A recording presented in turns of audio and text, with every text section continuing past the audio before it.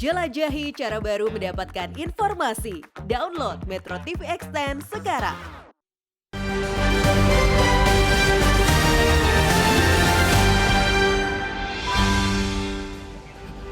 Selamat pagi pemirsa, Kepala Kantor Staf Presiden KSP Muldoko adalah seorang prajurit karir dengan ragam prestasi hingga pernah menjabat sebagai Panglima TNI. Akan tetapi di dunia politik, Muldoko masih gagal untuk menjadi pemimpin tertinggi di partai politik. Muldoko untuk sementara ini harus mengubur dalam-dalam kengototannya untuk memimpin Partai Demokrat. Ngotot alias tidak mau mengalah jelas terlihat dalam upaya Muldoko untuk mengambil alih kepemimpinan Agus Harimurti Yudhoyono di Partai Demokrat. Pemirsa, inilah editorial Media Indonesia di siaran ini Jumat 11 Agustus 2023 dengan tema MA Kubur Mimpi Muldoko bersama saya Leonard Samosir.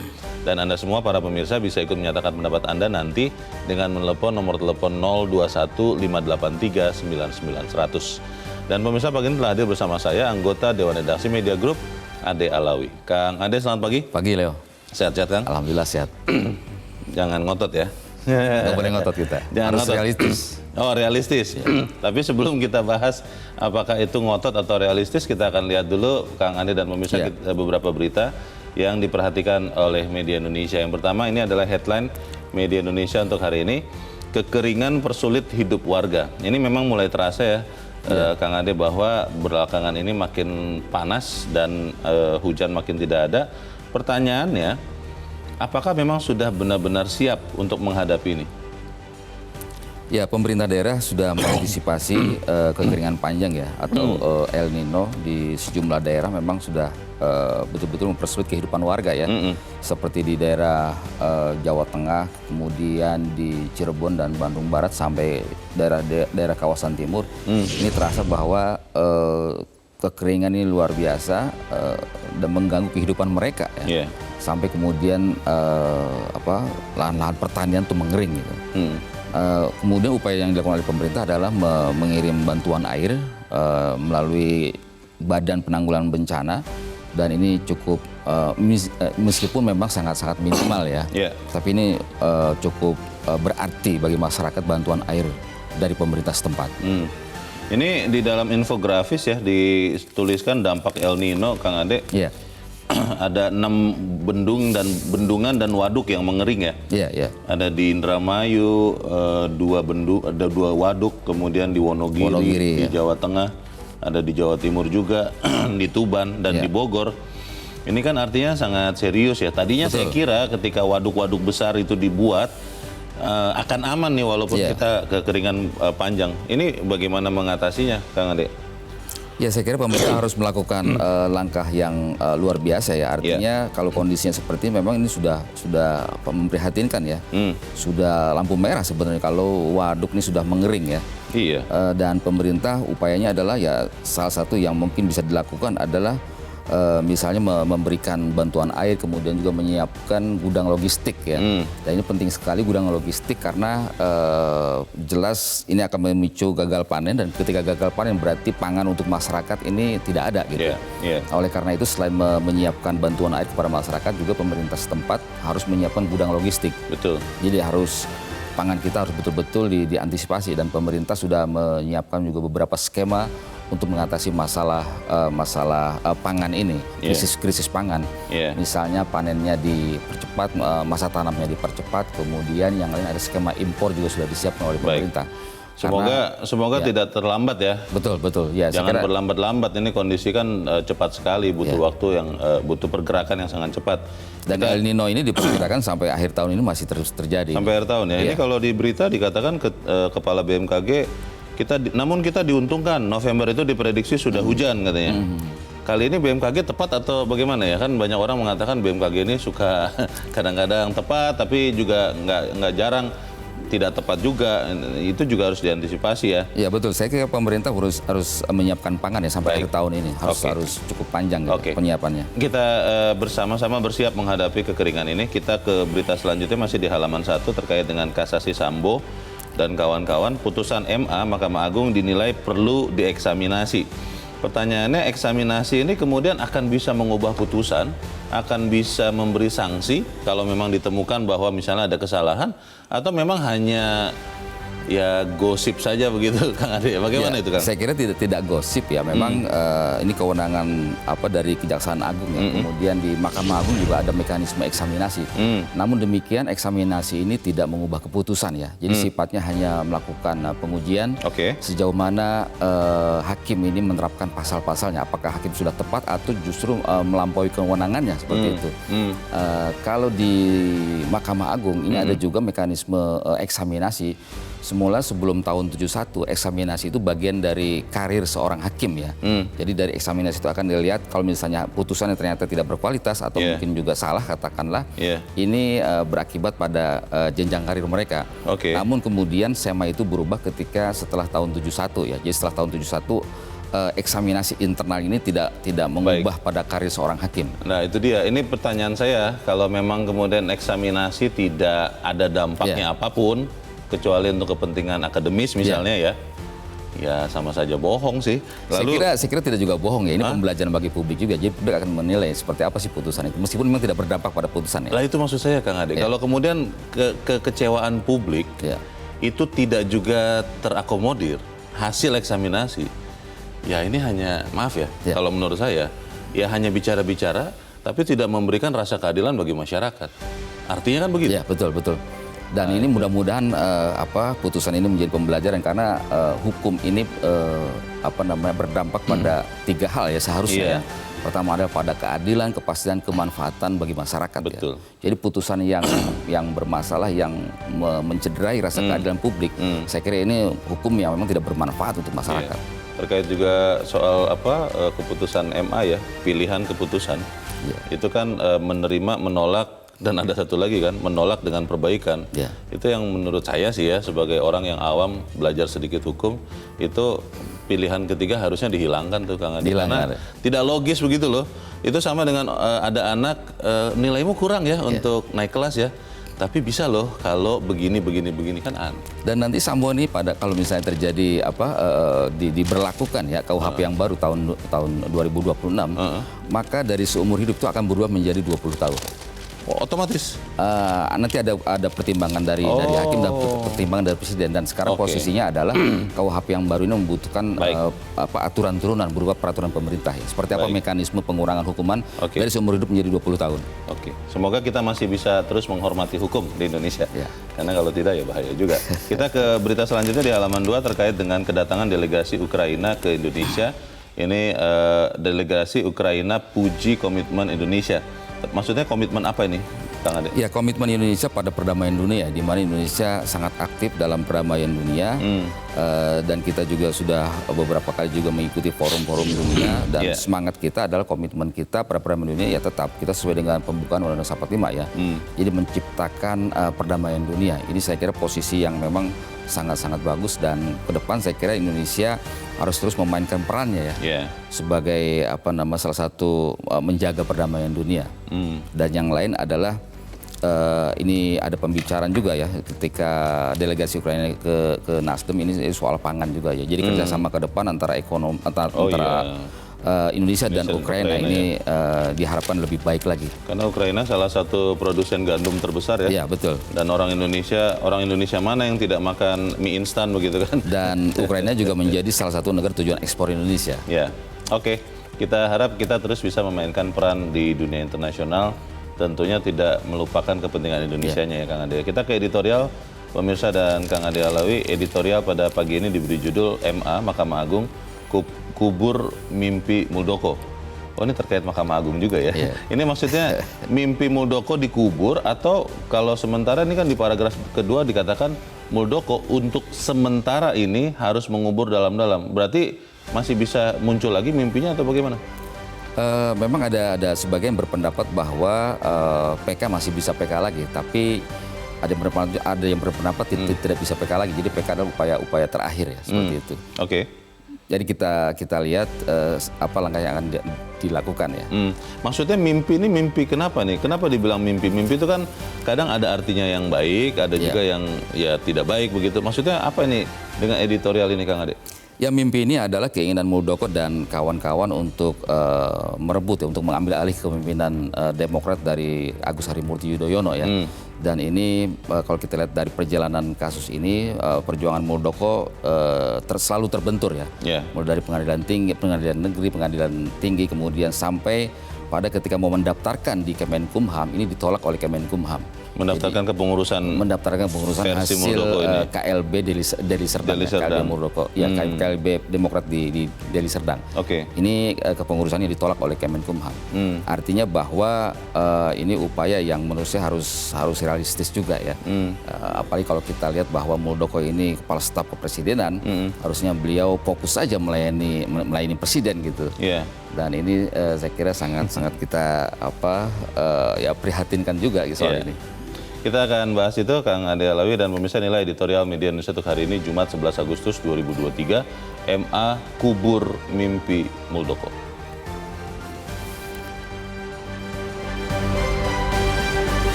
MA kubur mimpi Muldoko.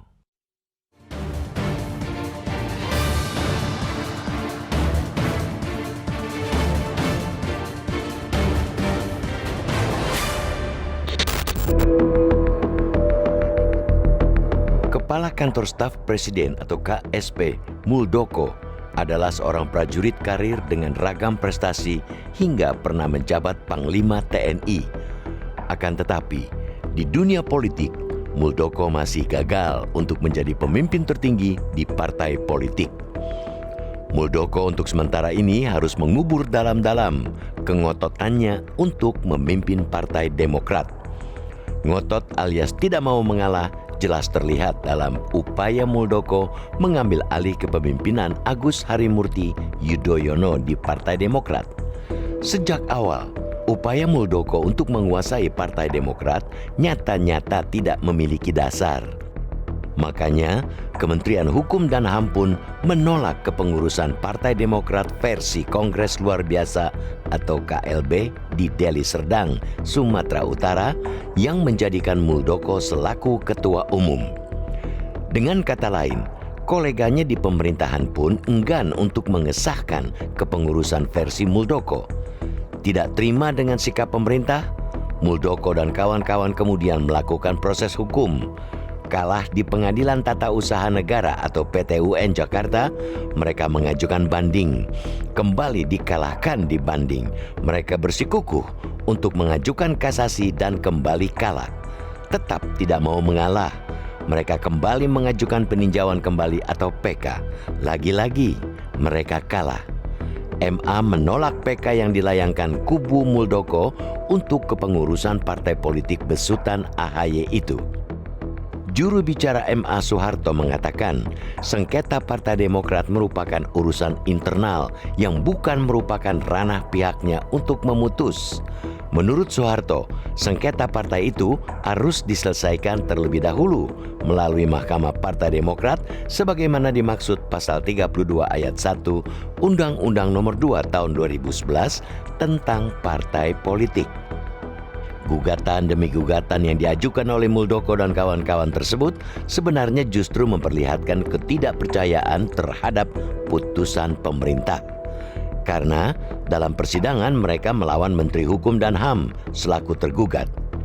Padahal saat mengomentari celetehan seorang Rocky Gerung, Muldoko sempat melontarkan bahwa tugas yang melekat di kepala KSP adalah menjaga kehormatan Presiden. Publik tentunya meyakini pembegalan kepengurusan Partai Demokrat dari Mayor Purnawirawan Agus Harimurti Yudhoyono bukan bagian rangkaian menjaga kehormatan Presiden Joko Widodo. Karena Presiden tidak menjadi semakin terhormat dengan langgam menguasai Partai Demokrat. Jika hendak menjadi ketua umum partai politik, sah-sah saja dan tidak susah tentunya bagi seorang Muldoko. Ikuti saja aturan yang berlaku di partai politik. Bisa melalui kongres, musyawarah nasional, atau apapun istilahnya. Tanpa perlu embel-embel luar biasa. Pasti akan lancar dan elegan. Kehormatan Presiden juga akan terjaga. Presiden Joko Widodo tentu mengedepankan hukum, bukan kekuasaan. Publik pasti tidak meyakini kalau kepala negara cawe-cawe untuk melengsarkan kepengurusan AHY dari partai yang dibentuk oleh ayahnya yang juga mantan presiden, Susilo Bambang Yudhoyono. Pastinya, presiden lebih memilih untuk cawe-cawe mengatur jajaran pembantunya agar bekerja bagi rakyat di akhir masa jabatan mereka. Pertanyaannya adalah, bagaimana sebenarnya dan sebaiknya sikap presiden? Mendiamkan bisa dipandang sebagai emas, akan tetapi bisa juga dipandang sebagai pembiaran terhadap manuver yang dilakukan sang kepala KSP. Kalau sampai terjadi pembiaran, sama saja presiden memberi lampu hijau atas pembegalan terhadap parpol yang merupakan salah satu pilar demokrasi. Semoga rangkaian kekalahan Muldoko dalam merebut Demokrat membuatnya bijak dalam menjaga diri dan menjaga marwah pemerintahan Joko Widodo.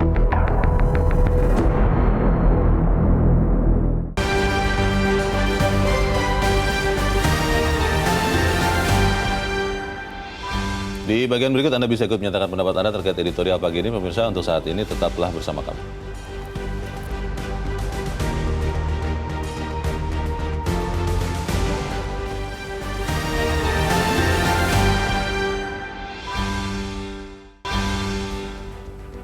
Terima kasih Anda masih bersama kami di Editorial Media Indonesia. Kang Ade, kalau melihat perjalanan kasus, saya bilang kasus aja ya, Muldoko versus AHY untuk memperebutkan Partai Demokrat, ini agak unik ya. Maksudnya unik karena seorang Muldoko juga adalah kepala staf kantor staf kepresidenan, artinya pembantu presiden. Apakah kemudian sepak terjang seorang Muldoko ini tidak diketahui seorang presiden? Apakah kemudian presiden sebetulnya merestui atau seperti apa ya? Ini banyak sekali perbincangan masyarakat yang heran juga dengan langkah Muldoko ini. Bagaimana Kang Ade? Ya, presiden seharusnya tahu ya, dia punya tim, dia harus terus update ya. Tim harus terus update apa yang dilakukan oleh lingkar satunya, ring satunya. Jadi tidak mungkin juga kalau presiden tidak tahu. Oke. Nah, memang selama ini Muldoko selalu mengatakan saya tidak memberitahu Pak Jokowi. Jangankan Pak Jokowi, istri saya aja nggak dikasih tahu. Soal Demokrat ini? Soal dia mau mengambil alih kepemimpinan Demokrat dari AHY ini. Itu statementnya. Jadi menurut saya ke depannya ini tidak boleh lagi terjadi. Apalagi kalau kita lihat dari bagaimana penolakan dari Menteri Kumham ya terhadap keinginan dari Muldoko untuk mendaftarkan kepengurusan ini kan kemudian ditolak juga. Jadi pemerintah sesama pemerintah gitu loh. Ini sebenarnya jadi harusnya dari situ saja udah harus tahu gitu. Kang Ade, ini sebenarnya kalau boleh diingatkan sedikit ya, karena mungkin pemirsa kita banyak juga yang tidak sadar bagaimana sih prosesnya kok seorang Muldoko yang bukan kader tadinya ya, atau kader ya? Tadinya. Bukan kader ya. Kemudian bisa menjadi ketua hasil Kongres luar biasa atau apa itu ya? Ya betul. Kudeta luar biasa atau Kongres luar biasa? Jadi ini kan awalnya beberapa pendiri Partai Demokrat ya, seperti Joni Allen Marbun, kemudian Luntungan. Ini dan sama Darmizal ya. Ini kecewa dengan hasil musyawarah yang kemudian memunculkan AHY ya sebagai ketua umum. Sebagai ketua umum yang menurut mereka ini penuh rekayasa. Kemudian kekecewaan itu mengakibatkan para sejumlah pendiri Partai Demokrat ini membuat KLB. Kongres luar biasa. Nah, ketika KLB ini ya, dicarilah figur yang dianggap kuat. Kongres luar biasanya sendiri susah nggak secara peraturan? Karena kan Kongres itu kan hanya bisa diselenggarakan oleh pengurus sebetulnya. Ini bagaimana Kang Ade? Ya kalau kita lihat dari saling klaim antara kubu AHY dan kubu Muldoko ya, kubu Muldoko mengatakan bahwa sah karena ada representasi dari seluruh cabang-cabang pemilik suara, tapi dari kubu AHY menilai bahwa apa yang dilakukan oleh sejumlah pendiri yang memunculkan KLB Deli Serdang ini adalah KLB yang abal-abal seperti itu. Nah, tetapi yang menarik adalah posisi Muldoko ya, dia seorang kepala staf presiden kemudian dia mau digadang-gadang menjadi ketua umum. Nah, ini kan kalau dari sisi rasanya kurang elok ya. Memang seorang Muldoko yang mau atau ini ada beberapa teman yang curiga Kang Ade. Ini jangan-jangan memang by order juga, perintah juga, karena kan yang namanya pembantu itu kan bagaimana arahan dari pimpinan atau dari majikannya begitu ya kalau di rumah. Tapi ini apakah memang murni inisiatif seorang Muldoko Atau memang juga atas restu dari atasannya? Ya kita tidak bisa memastikan ya apakah inisiatif dari Muldoko atau memang perintah dari atasannya ya. Tetapi yang bisa saya pastikan adalah antara Muldoko dengan sejumlah pendiri Partai Demokratnya ada simbiose menurut saya, ada simbiose mutualisme ya. Jadi para pendiri ingin membentuk kepengurusan baru, tapi juga dia butuh figur. Siapa figur yang dianggap kuat? Nah, figur yang dianggap kuat ini Muldoko kepala staf presiden. Kemudian juga beliau ada mantan Panglima TNI. Ini kan kalau dari sisi latar belakang kan sangat menarik gitu. Betul, ada jaringan juga. Ada jaringan juga gitu kan. Nah ini karena Pak Jokowi membiarkan ya Muldoko melakukan upaya untuk merebut Partai Demokrat, maka ini kan memunculkan tanda tanya ya. Ini apakah memang ini skenario dari istana atau bukan ya. Jadi saya kira ini harus menjadi pembelajaran lah, jangan sampai kemudian ini terjadi lagi gitu. Karena bagaimanapun juga kalau kita lihat dari undang-undang partai politik, bagaimana kedaulatan partai politik ini harus betul-betul dijaga ya oleh siapapun ya. Karena kita tahu bahwa partai politik adalah salah satu pilar demokrasi. Demokrasi ini tidak akan terjadi kalau misalnya parpolnya lemah ya, parpolnya sering diguncang prahara. Ini juga akan mengganggu ya konsolidasi demokrasi kita. Ini di dalam paragraf 2 kembali saya tanyakan ini, untuk sementara ini Muldoko harus mengubur dalam-dalam sementara ini. Itu masih bisa diajukan peninjauan kembali ini? Sementara ini memang masih bisa ya. Jadi ada putusan Mahkamah Konstitusi yang memperbolehkan PK ya sampai 2 kali ya. Tapi setelah PK sekali yang ditolak ini masih bisa. Masih bisa PK lagi? Masih bisa PK lagi. Meskipun memang ada yang berpendapat itu mustahil dilakukan seperti itu. Pertanyaan besarnya juga adalah begini, Kang Ade. Sebetulnya ketika ini terjadi terus-menerus, apakah terkait dengan sikap politik Partai Demokrat yang saat ini di dalam koalisi yang mengusung bakal calon presiden Anies Baswedan? Itu yang dipertanyakan orang. Apakah memang ini adalah bagian dari upaya mengganggu itu, upaya menjegal partai-partai politik yang mengusung Anies Baswedan, atau memang ini kebetulan saja? Kalau banyak teman mengatakan kalau ini kebetulan saja, naif sekali ya. Bagaimana itu Kang Ade? Ya kalau kita lihat dari pergerakan kasus ini sampai kemudian pada titik menjelang pemilu, ini memang tidak bisa kita nafikan ya, dugaan ke arah sana ya. Kok timingnya pas banget begitu ya? Karena yang namanya politik ini kan ya sebagian orang melakukan ya upaya berbagai cara ya. Bagaimana kemudian mematahkan langkah-langkah politik dari lawan politik ya. Jadi ABC-nya itu beberapa plan-plan itu harus dilakukan seperti itu. Ini kan yang berkembang di masyarakat ya. Jadi ya itu saja kalau misalnya ada yang berpendapat seperti itu ya. Kalau kemudian sampai sekarang kan kita belum pernah mendengar ya seorang Presiden Joko Widodo menyatakan sikap atau berpendapat terkait kasus Muldoko versus AHY ini. Itu benar-benar memang karena Presiden sangat sibuk ya, urusannya sangat banyak, kepentingan yang harus diurus begitu banyak, atau kembali lagi memang ya Presiden berpendapat ya ini adalah langkah seorang Muldoko yang sebagai warga negara punya hak konstitusional juga begitu. Saya tidak bisa mengatur atau membatasinya juga. Bagaimana Kang Ade? Ya, Presiden Jokowi tidak pernah ya menyampaikan sikapnya seperti apa secara terang ya. Hanya itu diserahkan kepada proses yang sedang berlangsung. Jadi entah kenapa dalam posisi ini Presiden tidak menyampaikan atau seharusnya Presiden saya kira melakukan deteksi dini juga ya terhadap orang-orang di sekitarnya ya, pergerakan apa yang dilakukan. Ini kan juga akhirnya mengganggu citra pemerintah juga menurut saya sih ya. Dan citra presiden. Dan citra presiden ya.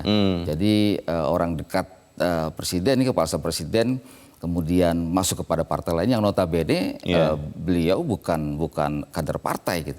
Itu kan yang aneh ya. Yang aneh gitu loh. Harusnya kan tahu gitu loh. Tahu diri saja gitu. Ini bukan kader kok merebut posisi ketua umum partai gitu. Meskipun memang digadang-gadang dalam sebuah mekanisme kongres luar biasa ya. Bahwa untuk akan menjadi ketua umum itu tadi ya. Pertanyaannya adalah begitu. Saya berusaha mempelajari seorang Muldoko ya Kang Ade ya. Kelihatannya bukan seorang Pak Muldoko banget itu. Ini begitu ngotot, ini ada apa sebetulnya di baliknya? Apakah benar memang untuk memperbaiki Partai Demokrat seperti yang dinyatakan oleh orang-orang yang mengusung Kongres luar biasa, atau seperti apa? Ya kalau untuk level seorang jenderal ya, apalagi Panglima TNI harusnya sih bisa mempertimbangkan segala hal ya. Jadi kalau dalam TNI itu ada istilahnya telah staf. Baik. Jadi pimpinan itu tidak akan bergerak kalau telah stafnya meleset gitu loh. Oke. Nah saya nggak tahu yang melakukan telah staf siapa nih. Tapi Gitu. supaya kita tidak meleset untuk headline news, kita harus jeda dahulu Iya. Kang Ade. Dan pemirsa tetaplah bersama kami. Editorial Media Indonesia kembali seusai headline news pukul 7 waktu Indonesia Barat.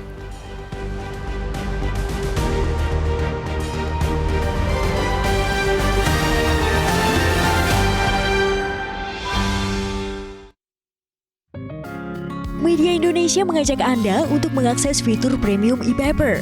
Dengan sajian konten berbasis intelektual dan meneguhkan kebangsaan, Media Indonesia tampil dengan lebih dinamis melalui e-paper Media Indonesia yang dapat Anda akses kapan saja, di mana saja.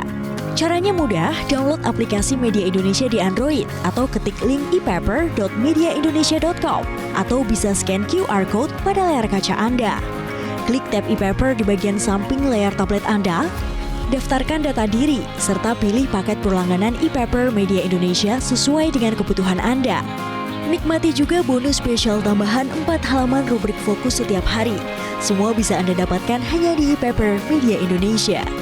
Untuk informasi lebih lanjut, hubungi customer service di nomor 0811 1201 2018 atau kunjungi media sosial @Media Indonesia.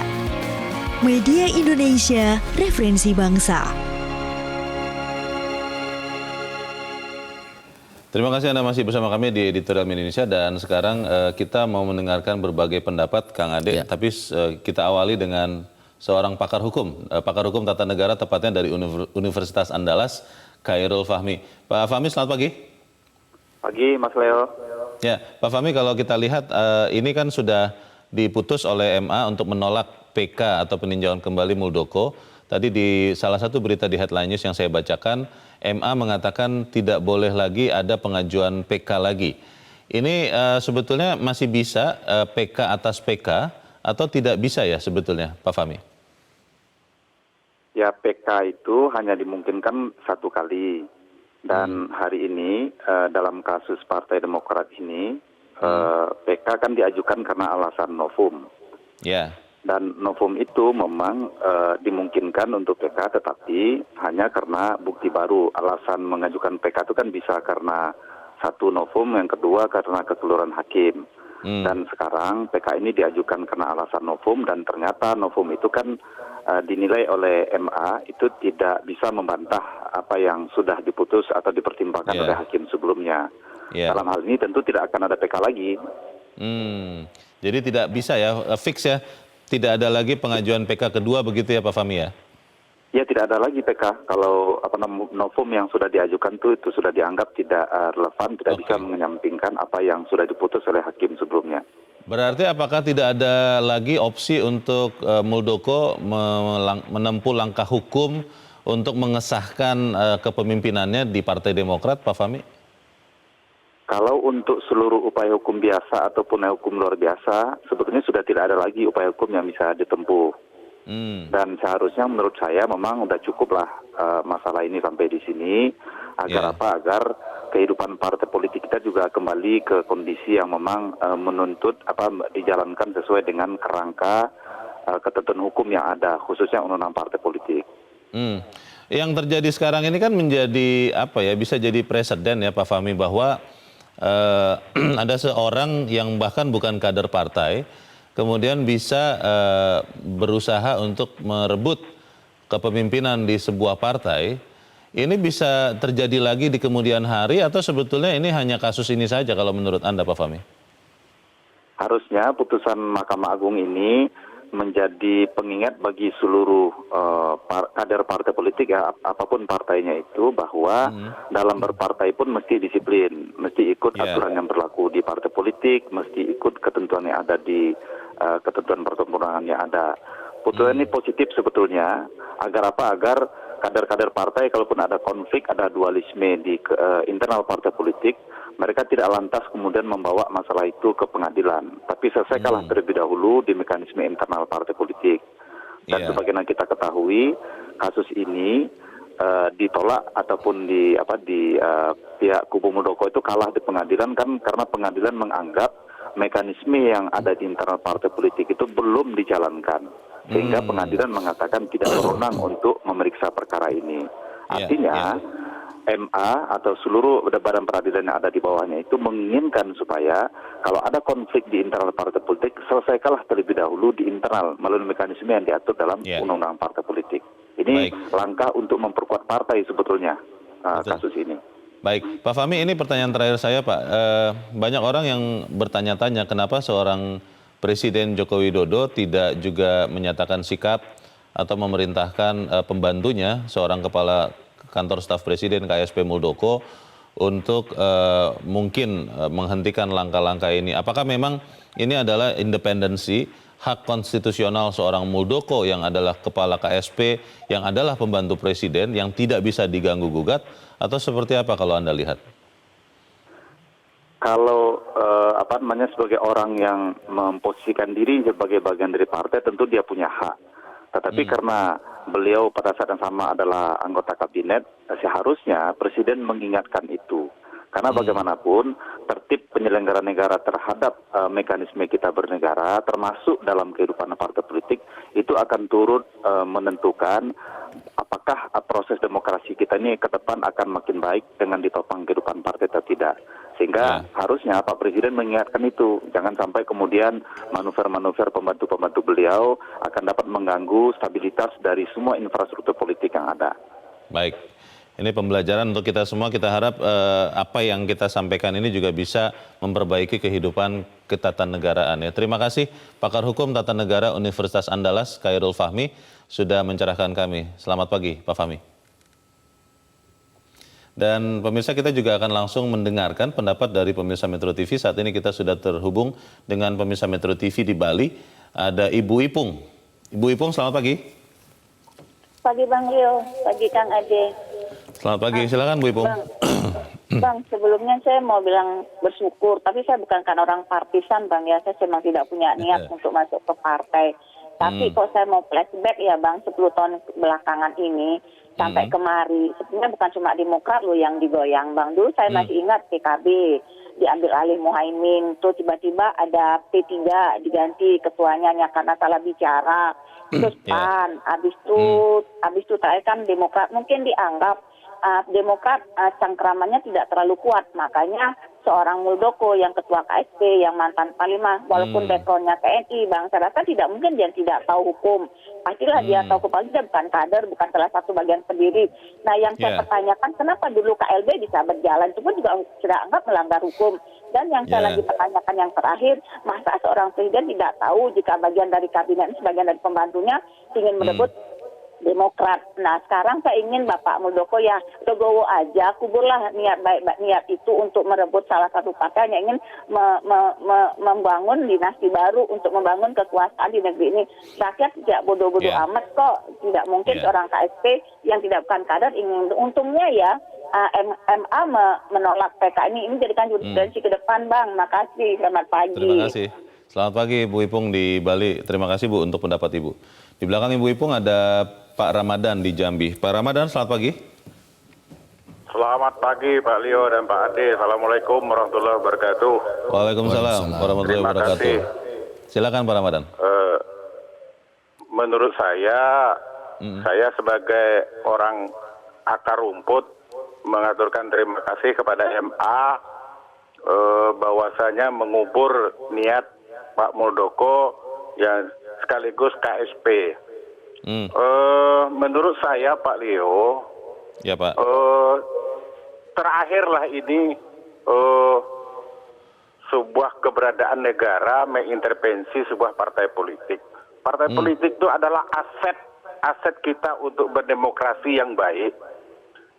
Sangat disayangkanlah seorang Jokowi, orang KSP tidak tahu tentang langkah-langkah Pak Muldoko.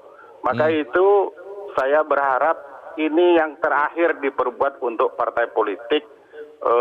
Peliharalah partai politik itu, ini aset negara dan ini menguntungkan bagi rakyat kecil dan ini akan menopang negara ini lebih baik ke depan. Maka itu saya berharap semua pihak untuk meredam niat-niat untuk mengambil alih partai-partai politik, sekalipun sekelas KSP. Maka itu Pak Jokowi mohonlah bersabar di ujung-ujung masa tugasnya ini, tolonglah diperbaiki partai politik ini sebagai aset negara untuk berdemokrasi yang baik, Pak Leo. Assalamualaikum warahmatullahi wabarakatuh. Waalaikumsalam warahmatullahi wabarakatuh. Terima kasih Pak Ramadan di Jambi untuk pendapat Anda. Selamat pagi. Tadi dikonfirmasi Kang Ade oleh Pak Fahmi ya, bahwa tidak bisa nih PK di atas PK. Lalu kemudian juga Pak Fahmi mengatakan ini adalah pembelajaran, jangan kemudian terulang lagi. Beberapa pemirsa tadi, Bu Ipung dan Pak Ramadan juga mengatakan yang sama. Bagaimana Kang Ade? Ya, yang paling penting adalah bahwa putusan MA ini menjadi jurisprudensi ya. Artinya ketika ada perselisihan partai, kemudian langsung maju kepada proses hukum tanpa melalui mekanisme mahkamah partai ya. Sesuai dengan Undang-Undang nomor 2 tahun 2011 ya, pasal 32 ya, bahwa perselisihan partai politik itu harus diselesaikan di mahkamah partai. Internalnya ya? Internal partai. Artinya bahwa masalah partai masalah internal, dan ini saya kira apa yang dilakukan, apa yang diputuskan dalam undang-undang politik sangat-sangat bagus ya. Jadi bagaimana kedaulatan partai itu betul-betul dijaga, jangan sampai ada intervensi kekuasaan, kemudian juga masuk ke jalur hukum seperti ini. Dan ini saya kira harus menjadi perhatian kita bersama ya. Pertama ada secara hukum, ini masalah partai tidak bisa dibawa ke jalur hukum ya, harus diselesaikan di mahkamah. Yang kedua adalah seorang yang bukan kader partai tiba-tiba ingin atau diminta menjadi ketua umum, ini juga menjadi harus menjadi pelajaran juga ya. Jadi tidak serta-merta memiliki kekuasaan kemudian masuk ke partai orang lain seperti itu. Tadi Pak Fahmi juga mengatakan ya seharusnya seorang Presiden Joko Widodo mengingatkan pembantunya, Kepala Kantor Staf Presiden Muldoko, untuk tidak ikutan di dalam langkah yang dilakukan untuk mengambil alih Partai Demokrat. Apakah memang yang dilakukan oleh seorang Presiden Joko Widodo tidak bersikap sama sekali ini justru adalah bagian dari langkahnya untuk membiarkan proses ini berjalan apa adanya, atau memang itu adalah pembiaran? Kalau saya melihat bahwa apa yang dilakukan oleh Pak Jokowi terkesan pembiaran ya. Jadi mustahil Pak Jokowi tidak tahu ya. Pasti tahu lah gitu. Cuma beliau diam gitu. Nah, tetapi yang sangat tidak elok saya kira ini kan akhirnya pemerintah berhadapan dengan pemerintah. Jadi ketika gugatan dimulai dari PN dari tingkat pertama ya, yang digugatkan dua orang ini. Pertama adalah AHY sebagai ketua umum Partai Demokrat ya. Kemudian yang kedua adalah Menkumham. Nah, Menkumham digugat, jadi sebagai tergugat dua gitu, dari mulai PN 1 sampai dari mulai pengadilan negeri, pengadilan tinggi sampai kasasi.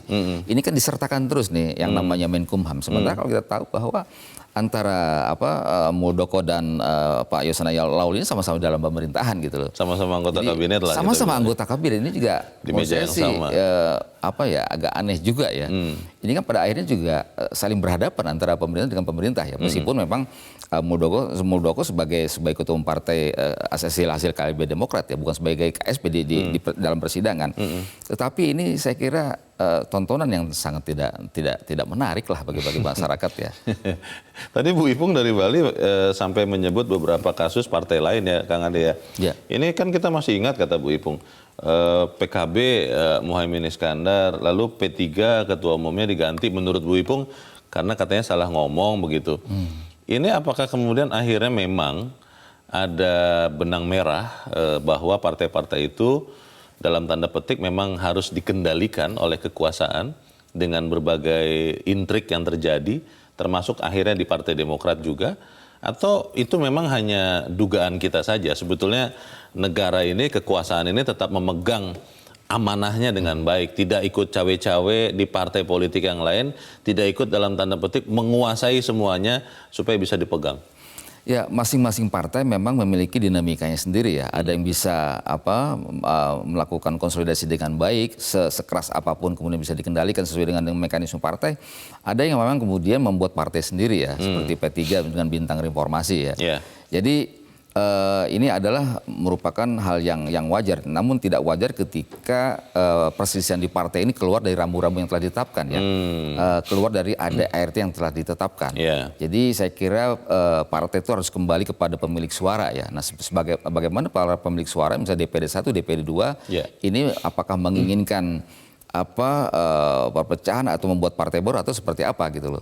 Jadi menurut saya setiap partai politik harus mengkonsolidasikan dirinya gitu loh, sesuai dengan visi misi dan ADRT partai. Jadi ini harus mekanisme internal partai harus ditegakkan gitu loh. Dan bagian dari good governance di partai ya, akuntabilitas di partai itu harus terjadi gitu loh. Apakah peristiwa yang terjadi terakhir adalah pembelajaran yang akan memperbaiki kehidupan bernegara dan berbangsa, khususnya berpartai politik? Kita bahas di bagian berikut, Kang Ade. Pemirsa tetap bersama kami, Editorial Media Indonesia segera kembali.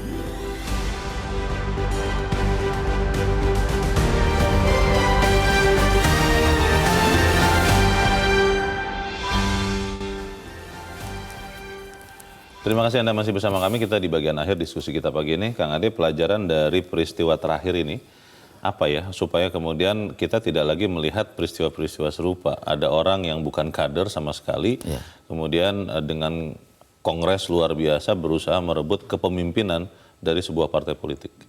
Ya, yang pertama adalah kalau kita lihat dari pernyataan KSP Muldoko ya, dia ketika ada kasus Rocky Gerung, tugas saya adalah menjaga kehormatan presiden.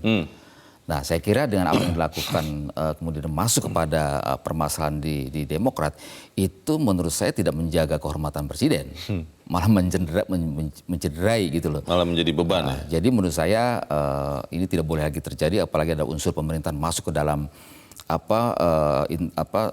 sengketa partai, itu menurut saya itu tidak boleh lagi terjadi ya, karena bagaimanapun juga itu akan merusak citra pemerintahan ya.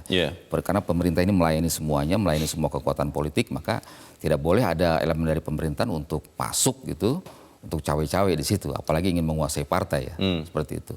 Jadi ke depan tugas pemerintah adalah menguatkan seluruh infrastruktur politik ya, diantaranya adalah dengan partai politik, karena harapan kita adalah bahwa dengan sistem politik yang ada di Indonesia ini, kaderisasi kepemimpinan, kaderisasi bagaimana berbangsa dan bernegara, ini kan prosesnya kan ada di partai politik, gitu. Mulai dari presiden, caleg-caleg dan sebagai anggota legislatif. Ini kan semuanya kan prosesnya ini kan terjadi di partai politik. Jadi ketika partai politik kuat gitu, kemudian semakin dewasa, semakin mantap, maka ini juga saya kira sebagai hal yang positif ya. Konsolidasi demokrasi kita itu harus mapan ya. Jangan kemudian demokrasi kita ini aut-autan ya, ketika kemudian dibiarkan berbagai konflik di partai politik. Jadi tugas pemerintah harus menjaga itu. Kita harap bahwa apa yang menjadi isi dari sumpah dan janji dari para pejabat ini benar-benar dipegang dan dilaksanakan. Peristiwa ini bisa menjadi pelajaran berharga ya bagi partai politik dan juga bagi siapapun yang berusaha untuk menjadi ketua umum di partai politik manapun. Yang paling penting mungkin gini ya, saya kira dari partai politik juga harus betul-betul menjaga prinsip good governance ya, yaitu akuntabilitas, kemudian transparansi dan partisipasi ya. Kita harap dan kemudian partai politik juga dikuasai oleh kelompok tertentu. Gitu. Terima kasih Kang Ade Alawi sudah hadir di tempat ini. Selamat pagi. Selamat pagi Leo. Pemirsa, mendiamkan bisa dipandang sebagai emas, tapi bisa juga dipandang sebagai pembiaran terhadap manuver yang dilakukan oleh Kepala KSP. Kalau sampai terjadi pembiaran, sama saja Presiden memberikan lampu hijau atas pembegalan terhadap parpol yang merupakan salah satu pilar demokrasi.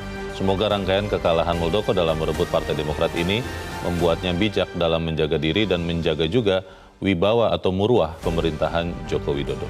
Saya Leonard Samosir berterima kasih Anda sudah menyimak Editorial Media Indonesia untuk pagi ini. Terus jaga kesehatan Anda, terus jaga nurani Anda. Selamat pagi, sampai jumpa.